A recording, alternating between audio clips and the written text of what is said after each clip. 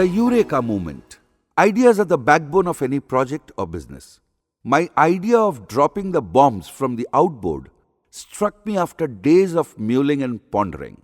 I still remember the feeling of that Eureka moment.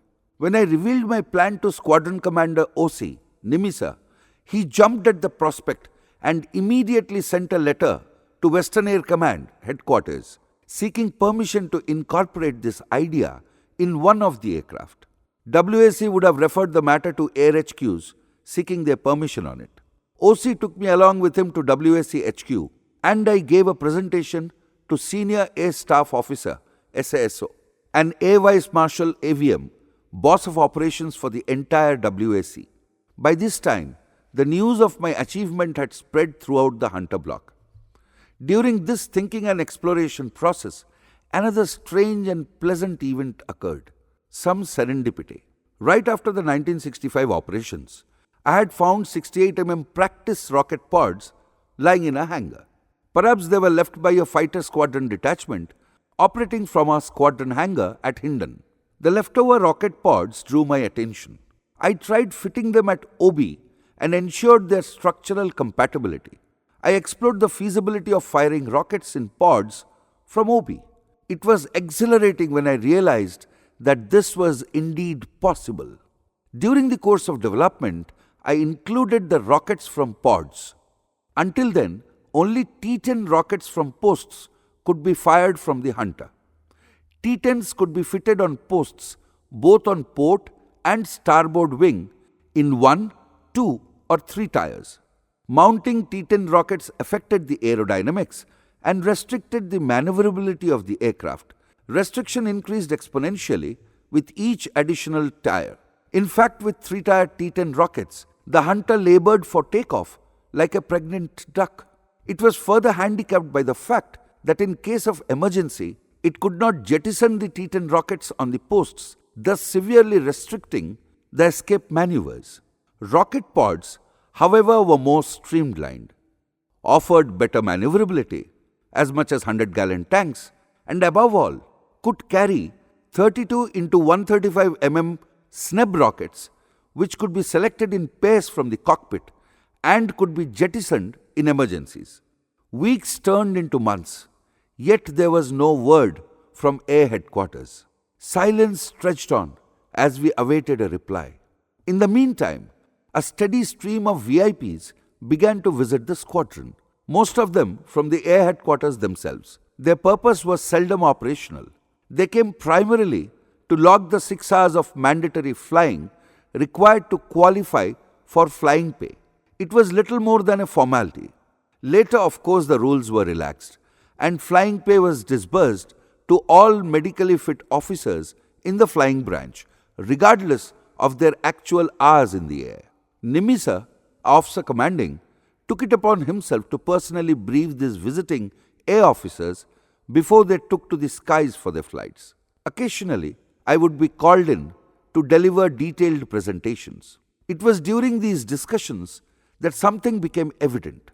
Despite their rank and experience, many of these officers struggled to grasp the finer points of the technical modifications we were working on or the broader implications of these modifications on our operations. The gap in understanding was striking, and in these moments, it became clear that some of the most crucial decisions could well be made without fully appreciating the complexities at hand. The squadron had its share of visitors.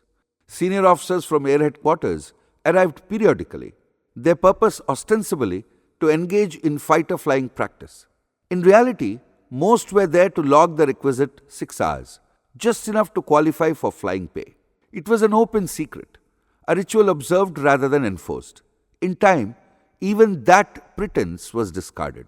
The rule was amended, and flying pay became a guaranteed entitlement for all medically fit officers of the flying branch, regardless of whether they even touched a cockpit. The officer commanding Nimisa took a pragmatic approach. He ensured that every visiting air officer received a proper briefing before taking to the skies, a formality more than anything else. Occasionally, I was tasked with delivering detailed presentations. It didn't take long to realize a hard truth. Many of them barely grasped the technical modifications or their operational implications. They listened, nodded, and moved on. Their primary concern met the moment their logbooks were inked, and so the system remained unchallenged and unquestioned. It was at that moment that the realization struck me. Conceiving a concept, no matter how innovative or crucial, was only the first step. The real challenge lay in convincing others, in ensuring that the higher ups not only understood but fully grasped its implications and were willing to back it. Getting them on board was as vital as the concept itself. I quickly recognized that words alone were inadequate and insufficient. A drawing board presentation was the way forward, something physical, visible, and tangible. It allowed even the most complex ideas to be laid out clearly, a tool that made comprehension immediate and undeniable. In the end, it wasn't just about having a good idea. It was about selling it, making sure it could be seen, touched, and understood by those who held the power to turn it into reality. Determined to make the concept unmistakably clear, I gathered whatever scrap material I could find and set about creating a physical presentation.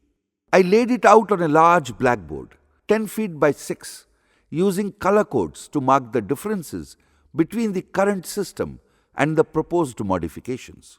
It was simple, direct, and impossible to misinterpret.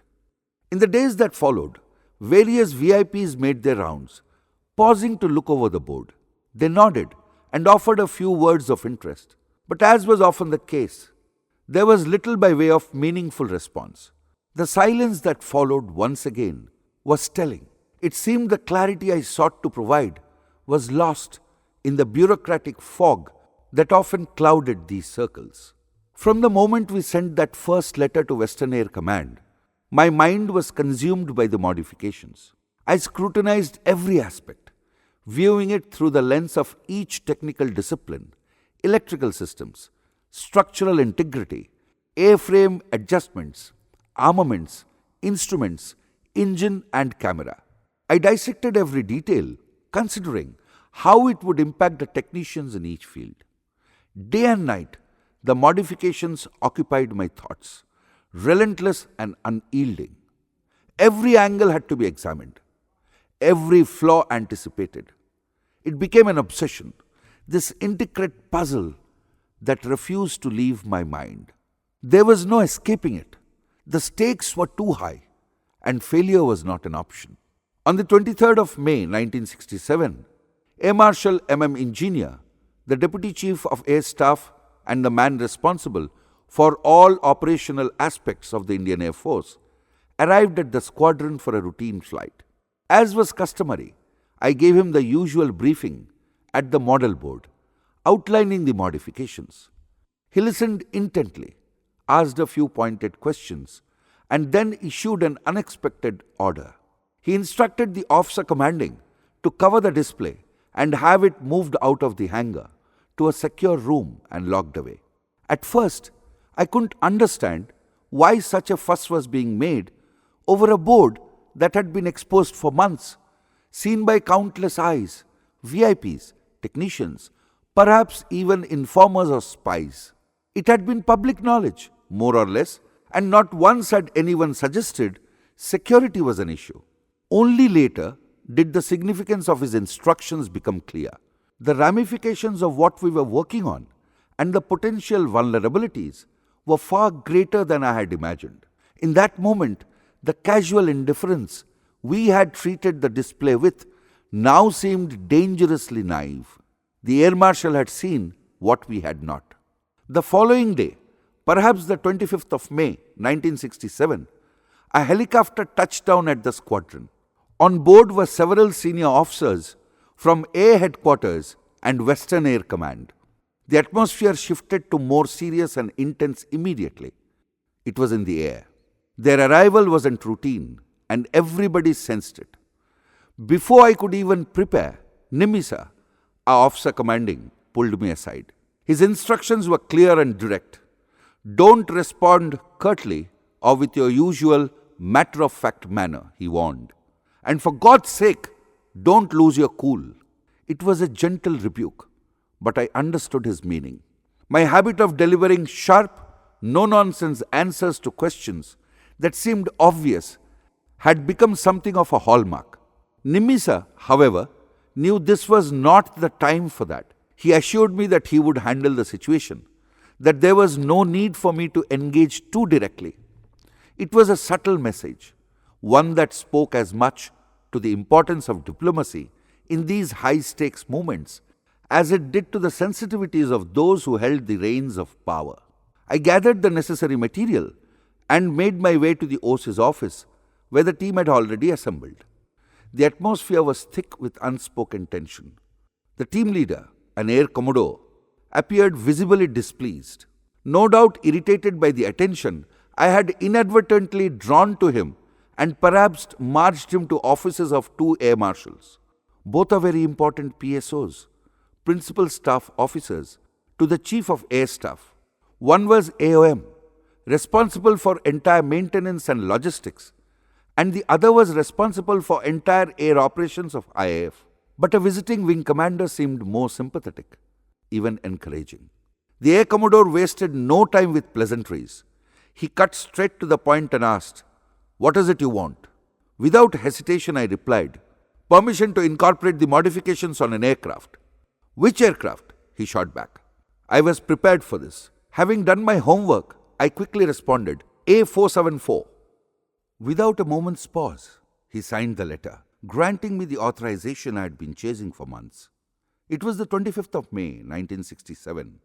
The moment that should have been met with some sense of victory was instead cloaked in an odd indifference.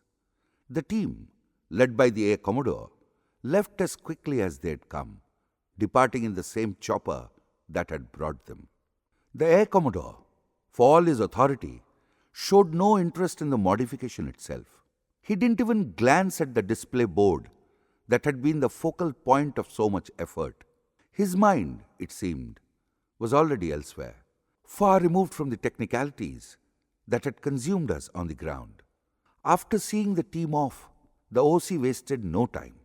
He turned to me, his tone firm and decisive. "Start work on the modifications immediately," he ordered. "Double time." He instructed me to pull every available tradesman from the regular duties, to focus solely on the task at hand. "Take whatever you need from the squadron fund," he added, leaving no room for hesitation. The deadline was non-negotiable. Everything had to be completed by the 31st of May 1967. The reason for the urgency was clear.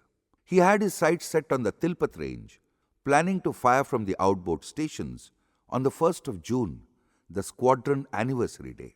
There was an unmistakable determination in his voice, a desire to make this a moment of triumph and history for the squadron. He offered words of encouragement, but the message was clear. Time was against us, and every second counted.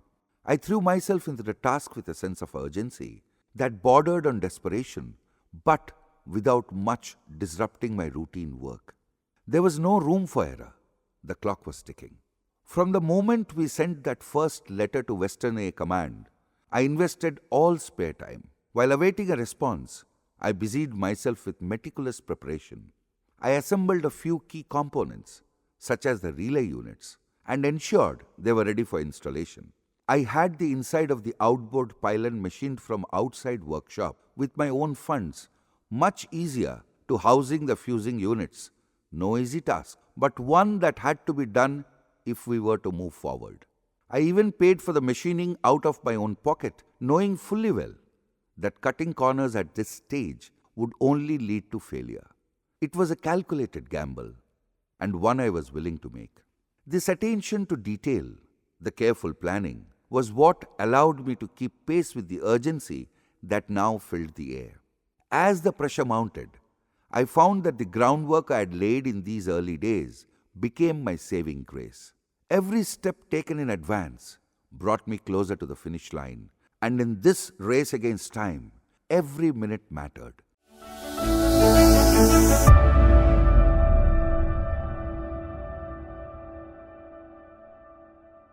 June 1st, 1967. D-Day. The date had loomed large in our minds, and now it was upon us. Hunter Mk-56, number A474, was fully prepped and ready for action.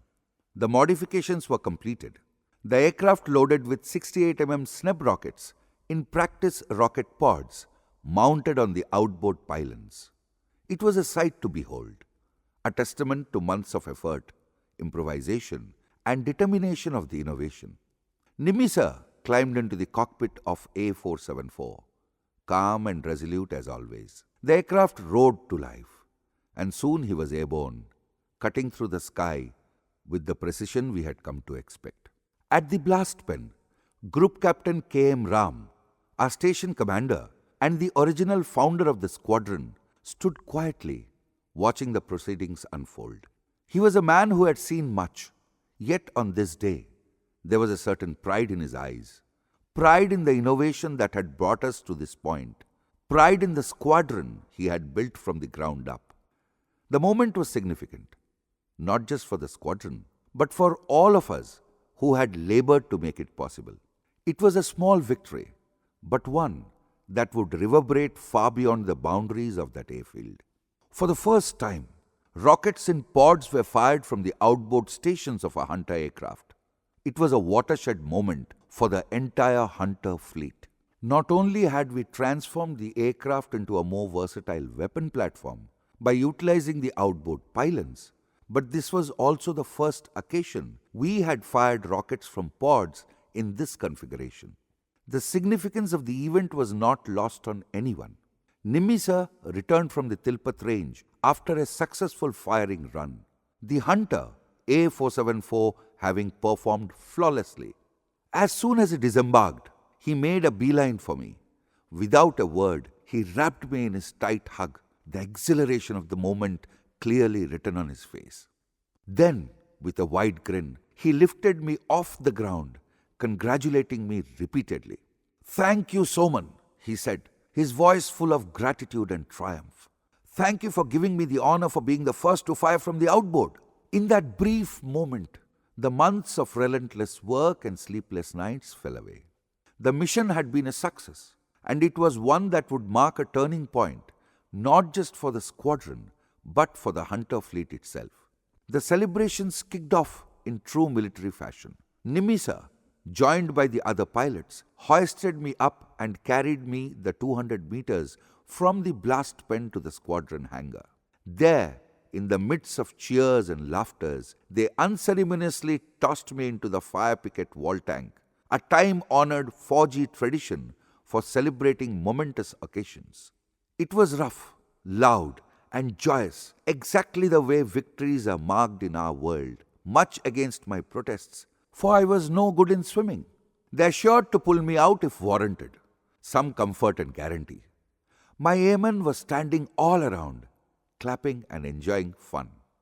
Later that evening, the mood shifted to something more formal, but no less celebratory. At the squadron anniversary party, the OC made sure I was at the center of it all. He gave me pride of place on the squadron's family tree, a symbol of honor. Above all, Mrs. Asha Suri, Nimisa's talented wife and a gifted caricature artist, had drawn a portrait of me. It was displayed at the very top of the tree, a fitting tribute to the day's success. The officer commanding spoke in glowing terms, introducing me to the gathered officers as Genius, a nickname that, much to my surprise, stuck. In that moment, I felt an odd mixture of pride and humility. An assistant chief of air staff, Air Vice Marshal from Air Headquarters, presented me with a silver mug as a token of recognition. For someone as naturally reserved as I was, it was overwhelming. But as I stood there surrounded by my comrades, I couldn't help but feel a deep sense of pride, not just in what we had achieved, but in the honor and camaraderie that came with it. It was a night I would never forget. In every fighter squadron, it's a standard practice to display a roll of honor plaque in the crew room, a silent but powerful motivator designed to foster competition and camaraderie among the pilots. Typically, these plaques were reserved exclusively for the flying branch officers, those who take to the skies in the heat of combat. But this time, something different happened. A special plaque was commissioned titled Most Outstanding Achievement of the Squadron, and for the first time, a single name was etched upon it: mine. It was an unusual honor, especially considering I was a technical officer, not a fighter pilot. My name stood alone, an exception to the rule, marking a moment that transcended the usual boundaries of rank and role within the unit. The plaque, mounted in the crew room for all to see, was a testament to the significance of the accomplishment, not just for the squadron, but for me personally. It was a rare recognition, a singular honor in a world where such accolades are typically reserved for those who fly the aircraft, not the ones who keep them ready for battle. And in that, it was all the more meaningful. During the anniversary function in the morning, a parade was held. In this parade, a citation was read in my honor and felicitated by Officer Commanding Wing Commander N.C. Suri. Officer Commanding further boosted my morale when he told me that he would be recommending my name for the prestigious Vayu Sena Medal given for exceptional service. I was thrilled, no doubt, but eventually the award did not materialize, regardless of the recommendation. Steadfast encouragement, moral support, and great mentoring by Nimmi was not recognized and awarded. Indeed, it was an ungracious gesture which costed Air Force to miss the appropriate culture of recognizing innovations and mentoring in later days. Air Force missed great opportunity of establishing an innovation center or technical group in its direct supervision to overcome dependence on external agencies like HAL. This is dealt in detail in later chapters. I vividly recall another memorable moment from my time in the squadron, one that still brings a smile to my face. It was the evening of my posting out party, and OC Nimisa, ever the one for meaningful gestures, had arranged something quite special. A staff car had been prepared, and I was seated in the rear, an unusual position for someone in my rank. What followed was even more remarkable. The car was not driven by the usual chauffeur, but pulled by my own squadron colleagues. Leading the charge was none other than Nimisa himself, followed by senior flight commanders, the hotshot pilots, and officers both senior and junior. Together, they hauled the car through the base, turning what might have been a simple farewell into something extraordinary. This kind of honor was typically reserved for VVIPs, air officers, commanding-in-chief, and the like, on the occasion of their departure. To have it bestowed upon me, a technical officer, was beyond anything I could have expected. It was a singular tribute, one that spoke not just to the camaraderie we shared, but to the respect they had for the work I had done. What an honor indeed. As many senior officers would later remark, this was perhaps the only major modification ever carried out at the unit level, and remarkably, single-handedly. To have taken a classic like the Hunter and modified it to meet the evolving needs of the Air Force was no small feat. The Hunter, after all, was the backbone of India's offensive ground support when it was first introduced. This modification was not merely a technical achievement. It enhanced the aircraft's capabilities, solidifying its role as a deep penetration offensive platform. The results were telling. The Hunter's performance during the 1971 Indo-Pak War was nothing short of stellar. It became a symbol of precision and power, delivering devastating strikes with pinpoint accuracy. This modification added another feather to its already illustrious cap, proving its worth in the heat of combat. Even after the war, the Hunter's legacy continued. It became a part of the Thunderbolt team, flying in breathtaking formations of 9 aircraft during air shows, demonstrating unmatched proficiency and precision. The aircraft that had once been a formidable tool in battle had now become a symbol of excellence, immortalized through its performance both in war and in peace. I will carry memories of MOD, Hunter, India 15, and my squadron for eternity. After the euphoria of successfully firing rockets from pods from outboards of the Hunter Mk-56, while retaining the 230-gallon tanks at inboards, many compliments and felicitations have flown my way. Many senior air officers of Flying Branch, not known to me directly, also complimented and congratulated me profusely. That was the high point of my time in the Lightning Squadron life and perhaps in Indian Air Force. Preparation of modification literature. The Air Headquarters wanted the outline details of modifications for their scrutiny. I prepared a broad outline of the modifications for this purpose. Later, the requirement shifted. What had once been a relatively straightforward modification now demanded something far more complex. A detailed modification leaflet that could be directly implemented across units. It's a different ballgame.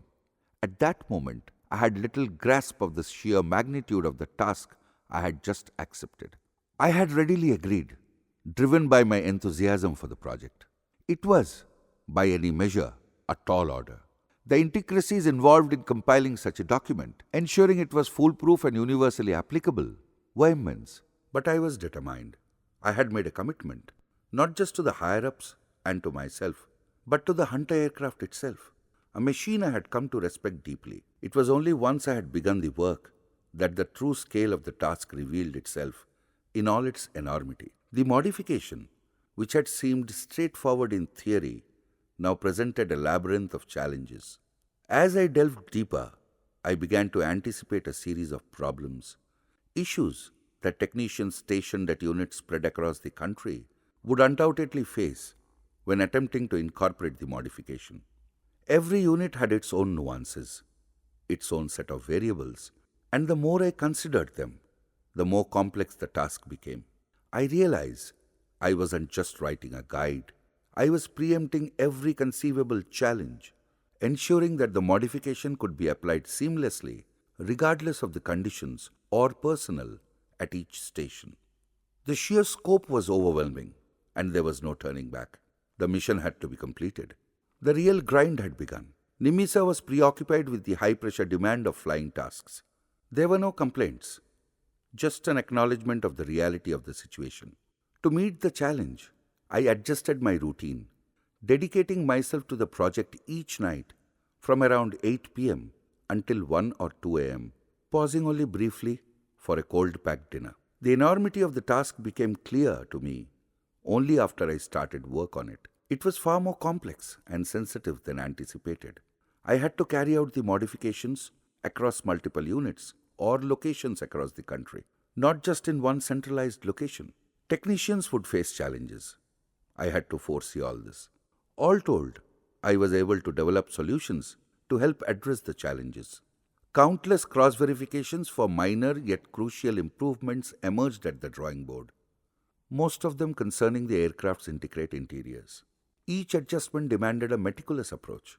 I made exhaustive notes from my documents and then set out to confirm every detail by personally inspecting the aircraft's interiors. It became a painstaking, almost cyclical process, moving from the drawing board to the documents, from the documents to the aircraft itself, then back again. Each time, there was something new to access, to refine, and to recheck. It was a relentless, laborious task, but precision was non-negotiable. The iteration, going back and forth, was the only way to ensure that every modification, no matter how marginal, was perfect. The modifications had significantly transformed the quality and ease of workmanship, with a series of marginal but critical improvements. I had nearly perfected the modification literature, ensuring it was designed to be trouble-free and capable of self-clearing any doubts that might arise for the tradesmen tasked with incorporating the changes across various units throughout the country. Even the smallest uncertainty can lead to delays, and I knew that in the prevailing conditions, marked by strained communication lines and a shortage of manpower, there could be no room for confusion. The literature had to be unequivocal, leaving nothing to interpretation. After weeks of painstaking work, the document had grown to 72 detailed drawings and an equal number of typed A4 sheets, each carefully compiled to form the modification leaflet. I titled it with precision, Mod/Hunter/India/15. It was, in its own way, a culmination of everything I had labored for. I enlisted the help of my technical tradesman to type the document, but every single drawing, each painstakingly detailed, had been made by my own hand. For 9 to 11 months, I burned the midnight oil, working relentlessly, driven by a singular purpose. The task had consumed me, but finally, my efforts bore fruit. The modification leaflet was ready at last, a comprehensive and meticulous document that reflected the months of toil and attention to detail. I felt an immense sense of satisfaction, knowing that the work I had put in had met the highest standard I could set for myself. With the final product in hand, I submitted the modification leaflet to A headquarters, confident that it would stand up to scrutiny and serve its purpose across the force. My mission, for now, was complete. Here I would like to say something about the process of innovation. The birthing of an idea is a solitary process. For the innovation of Hawker Hunter, I vividly recollect the entire thought process of ideation, crystallization, architectural structuring, and detailed design. These were acts of pure thought, which might be called the software of invention, executed entirely by me. The transition from idea to reality involved the hardware phase, the preparation of assemblies and sub-assemblies, their integration into the aircraft, followed by rigorous quality assurance and exhaustive testing. For this, I was assisted by a small number of technicians, primarily from the airframe and electrical trades, whose support was necessary and valuable. Documentation was an altogether different ballgame. It demanded unrelenting perseverance and a dogged determination that did not waver.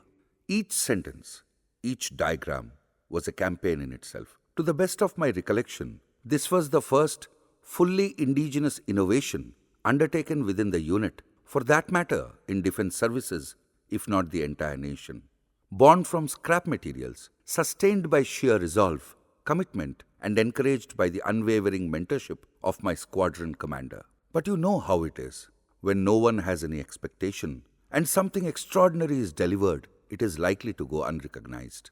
My innovation was like that. An unheralded triumph, a spark no one saw coming. I had that hunger to create novel solutions from nothing. Those days of 1960s were different. Not like today, when the entrepreneurial drive is nurtured within a startup ecosystem. Though largely forgotten today, my innovation stands as a forerunner to the 21st century startups delivering stellar results in the 1971 Indo-Pak War that were not only operationally superior and game-changer, but also exceptionally cost-saving of multi-millions of dollars. After some time, I received a summons from Air Headquarters for discussions. I was directed to meet an assistant director, a squadron leader. I had anticipated a technical evaluation, a rigorous discussion of the modification's merits. Instead, I found myself subjected to a critique of minor typographical errors. The squadron leader was fixated on trivial clerical mistakes, completely disregarding the technical subject of the work, most likely because it was beyond his grasp. It was a humiliating and deeply demoralizing experience. There I stood, being berated for insignificant details, while the true value of the modification seemed entirely lost on him. How could I respond? He was a senior officer, and protocol demanded that I accept the rebuke without protest, standing there like a silent statue, forced to nod along as my work was reduced to a discussion of formatting errors. When the taunting became unbearable, I quietly informed Nimisa of the situation and, frustrated beyond measure, returned to my squadron. During this period at AHQ, I got some free time. I availed of the spare time and tackled the logistical queries, collecting data of the costs for the items listed by me in the modification kit. I almost got the price right, give or take 2%. At 1967-68 price levels, the material cost was only Rs 2,700 per kit. My standing within the squadron at Airbase Hindon and throughout the Hunter fleet had risen considerably. The recognition was such that I was appointed to a special Hunter team under the leadership of Group Captain Maji Khanna, a man known for his aristocratic reserve and stiff upper lip. Maji sir was a stickler for protocol. Pilot officers, as he believed, were neither to be seen nor heard, and flying officers, though allowed to be seen, were expected to remain silent. Only flight lieutenants and above had the privilege of both being seen and heard. Despite his rigid approach, Maji sir reluctantly complied with the instructions from Western Air Command and permitted my presence at the team meetings, though I could sense his disdain. Then one day, during the course of our deliberations, an emergency arose.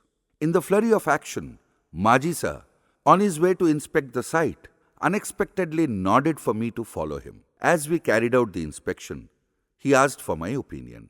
I offered a diagnosis, carefully explaining the rationale behind it. To my surprise, he seemed impressed. On the return, his manner had softened and he spoke more informally, even discussing the issue at length. From that point onward, in subsequent meetings, he sought my opinion regularly, a development that astonished the senior officers present. It was an unexpectedly pleasant turn of events, but the true satisfaction came later when I learned that Maji sir had mentioned me in a positive light during a debriefing conference of the Hunter Fleet inspection team. That kind of praise coming from him was rare indeed. I enjoyed my high standing due to my work on the Hunter aircraft for a good period. 10 years later, I was made member of a high-level committee headed by an assistant CAS engineer, Air Vice Marshal.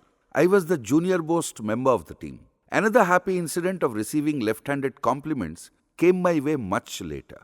During my MTech studies at IIT Kanpur, I frequented the Hunter hangar, where the aircraft got its major overhaul, out of my emotional attachment and deep affiliation to the Hunter aircraft, and made enquiries, especially about the modification. I was introduced to Warrant Officer Swami, a middle-aged man who carried himself with certain self-importance, bolstered by the fact that he had been trained abroad in the United Kingdom on this very modification. His foreign training, combined with the air of exclusivity surrounding his task, seemed to elevate his sense of standing within the unit base repair depot. Swami, however, wasted no time in admitting that the British modification was, in his words, crude.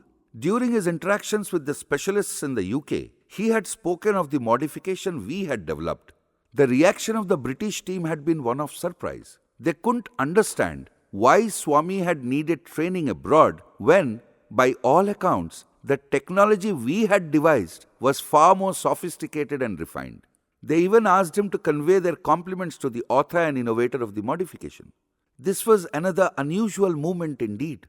Praise from specialists abroad for something crafted right here on home soil. Upon his return, Swami began inquiring about the elusive pilot officer, N.S. Rao, the individual credited with innovating the modification.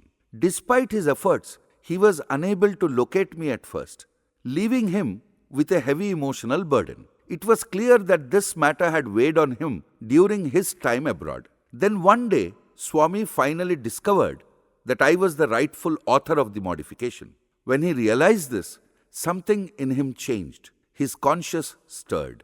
With genuine emotion, he approached me, tears welling up in his eyes. The man who had once carried himself with an air of superiority was now a humble messenger, delivering the heartfelt compliments from the British specialists. It was a rare and touching moment, one that transcended rank and formality.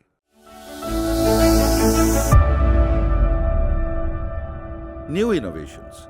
Buoyed by the success of MOD/Hunter/India/15, I felt a surge of inspiration. The triumph had lit a fire within me, compelling me to push further. There were two more modifications that I believed would bring tangible improvements to the Hunter fleet. The first concerned the Artificial Horizon, AH, a minor adjustment, but one that I knew could enhance the pilot's situational awareness during flight. The second was more critical, a proposal to replace the existing system of releasing inboard stores with an ejector release system, ERU, a far more efficient and reliable method. I had already touched on this modification earlier, discussed at length in a different context. But now, with the momentum of success behind me, I was determined to bring these innovations to fruition. The path ahead would not be easy, but I was ready to face it with the same relentless dedication. In the Hunter Mk56A, the Artificial Horizon featured a leveling controller that had been a point of concern. I took it upon myself to rectify the issue, making the necessary adjustments. Once completed, I discreetly sought the opinion of senior pilots, those who knew the aircraft's quirks better than anyone. Their feedback was informal, but unequivocal. The modification had been a success. Unfortunately, time was not on my side. My posting out orders had already come through, leaving me little room to draft and submit a formal modification leaflet. Despite this, the work had been done, and the silent approval from those who mattered most was enough for now. But I knew as I left that there was still unfinished business, ideas waiting to be formalized, locked within the confines of my mind, ready for another time. Jettisoning by the Ejector Release Unit, ERU. The Ejector Release Unit serves a critical purpose, ensuring the clear and positive jettison of inboard stores, particularly during emergencies. The necessity of such a device arises primarily when dealing with empty tanks. While loaded tanks, by virtue of their weight, separate easily upon release, the lighter, empty tanks pose a significant challenge, especially with the larger 230-gallon tanks. The smaller 100-gallon tanks, even when empty, can be released without issue by simply disengaging the holding hook in the electromagnetic release unit. However, the larger 230-gallon tanks, due to their considerable volume and surface area, behave differently when emptied. When the EMRU releases the empty tanks, they cling momentarily to the mother aircraft, lifted by aerodynamic forces before finally separating. This lag in separation can cause the tanks to strike the aircraft during emergency releases, a risk that can prove disastrous in combat situations. Enter the ERU. On command, the ERU fires a cartridge, generating high-pressure gas that exerts force on a brass tube, ejecting the empty tanks cleanly and immediately from the aircraft. This system guarantees swift and safe jettisoning, eliminating the hazard of tanks colliding with the aircraft during separation. However, there is a cost. Each release of inboard stores requires expending 2 cartridges and brass pistons, each costing approximately Rs 900 at 1966-67 rates. But in the context of operational safety and the protection of a multi-million rupee aircraft, such expenses were deemed a necessary trade-off. The ERU, in effect, was an insurance policy, a small price to pay for the preservation of both aircraft and pilot in the heat of battle. The system I conceived was designed to harness high-pressure air, either drawn from the engine or charged externally via a cylinder, and store it in an accumulator. Upon command from the cockpit, initiated by the pilot, the accumulator would release this pressurized air through a hose. This surge of air would forcibly push down the tanks, ensuring swift separation from the aircraft. The elegance of this system lay in its simplicity. Once the tanks were jettisoned, the hose, which had delivered the critical burst of air, would become limp and loose. It would then retract automatically by electromechanical means, neatly restoring the system to its original state, ready for future use. The concept was straightforward, clean, efficient, and reliable. It bypassed the need for explosive cartridges or brass pistons, reducing costs and increasing safety. It was a system designed not just for operational effectiveness, but for precision. No wasted motion, no unnecessary expense, just pure mechanical efficiency. Beyond the savings on recurring expenses, there was an additional and far more critical advantage: safety. The risk of accidentally firing the explosive cartridge while the aircraft was on ground, especially when carrying 230 gallons of fuel on either side, was a sure recipe for major disaster. Such an event would almost certainly trigger a catastrophic fire, a holocaust waiting to happen. However, with the air-powered hose system I proposed, that threat was entirely neutralized. The absence of an explosive cartridge meant no risk of a spark, no chance of ignition. Inadvertent activation of the system would result only in a harmless release of air, devoid of any fire hazard. It was a safeguard not just against mechanical error, but against the unthinkable, an accident that could claim both aircraft and lives. A small adjustment in design, but a massive leap forward in safety. On one of my visits to Air Headquarters, during a lull period, I delved into the financial implications of the current system. Each release required 2 cartridges, costing rupees 900 apiece, which, at the exchange rates of 1966-67, was a substantial expense in foreign exchange. The figures were staggering. This simple innovation could save the entire fleet an estimated 300 sets annually, translating to roughly rupees 2,70,000 in peacetime training alone. And this was just the start. The savings would inevitably soar in times of conflict when war reserves would be in far greater demand. It wasn't just a technical advancement, it was a financial windfall for the entire Air Force. In 69-70, I was unexpectedly recalled from Guwahati by my old squadron. The task was specific and pressing: the conversion of 4 Hunter Mk-56 aircrafts. The old hands who had been part of earlier modifications were no longer around, leaving the responsibility squarely on my shoulders. With no room for error and time of the essence, I completed the task single-handedly. Once the work was done, I meticulously explained the details to all concerned parties, ensuring they understood the full scope. With the mission accomplished, I quietly returned to my parent unit, leaving the squadron once again operational and ready.